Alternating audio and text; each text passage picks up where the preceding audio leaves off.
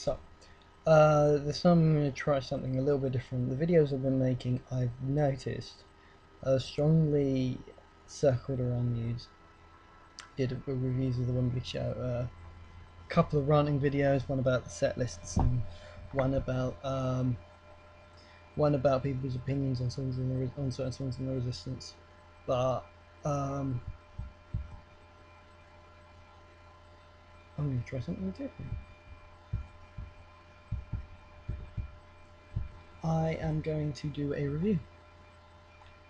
Not a gig review, obviously, because I haven't been to a gig for a while. Last gig I went to was News. I might do a few gig reviews of gigs that I'm going to later on in the year, hopefully. And but I'm gonna do a review of a DVD that I've had on for quite a while now, but it's still right up there. It's one of my favorite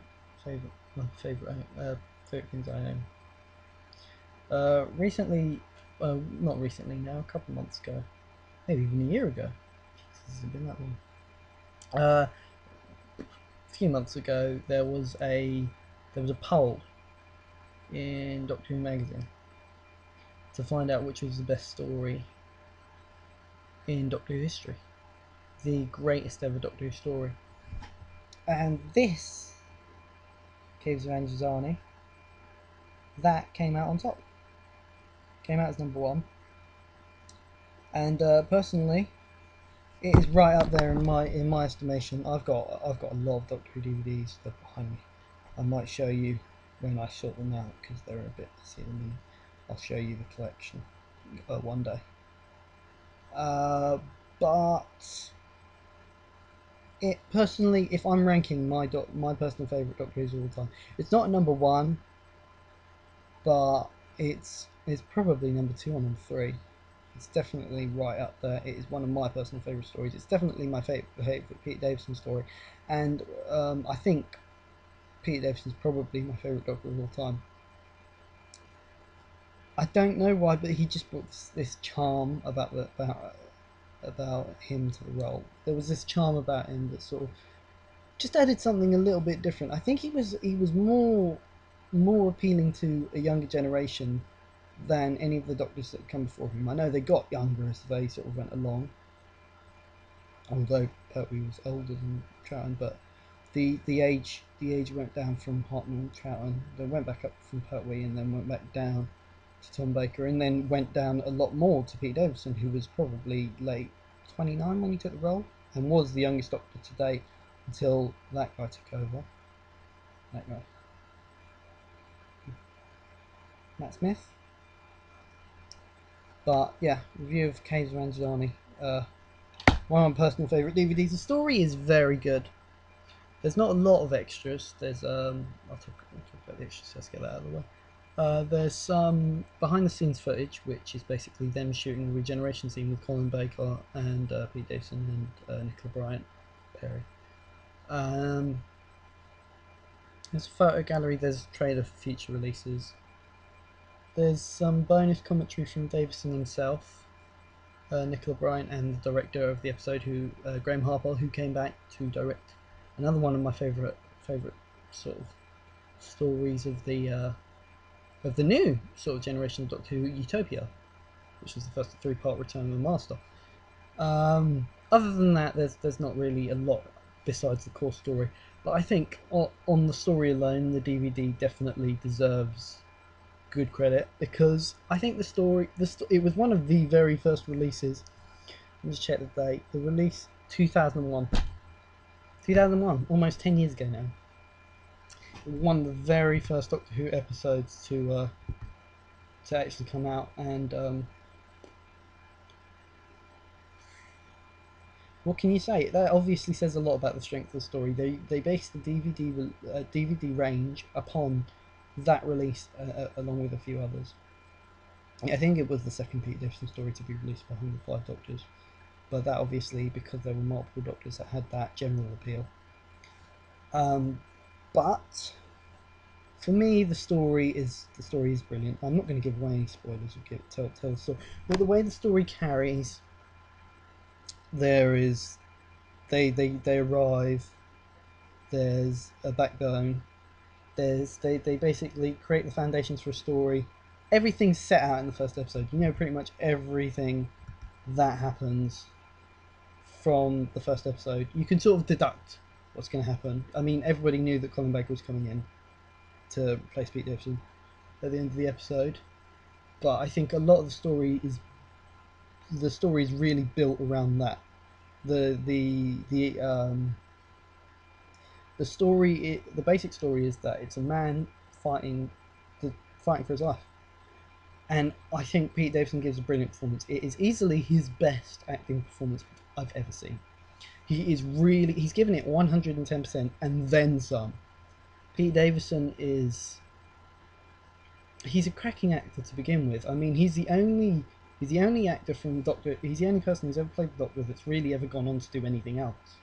Like, I mean, I've seen Pete Davison. I mean, Pete Davison, he's a sort of British Eric Roberts. Eric Roberts is Julia Roberts' brother, who will take on any role. Who was also in Doctor Who as well, which is quite funny. He played the Master in the TV movie, which I'll probably do a review of as well. But Pete Davison will pretty much take on any role. That doesn't mean to say he's a bad actor. He's far from a bad actor. He's still going. I mean, he's still on TV, which is more than you can say of any other. I mean, Tom Baker was on Little Britain when it was about as the voiceover, but he wasn't actually acting in it. And I think most of them probably. I think a lot of them are doing plays and stuff like that. But yeah. And there's a brilliant moment. One of the cliffhangers for part 3.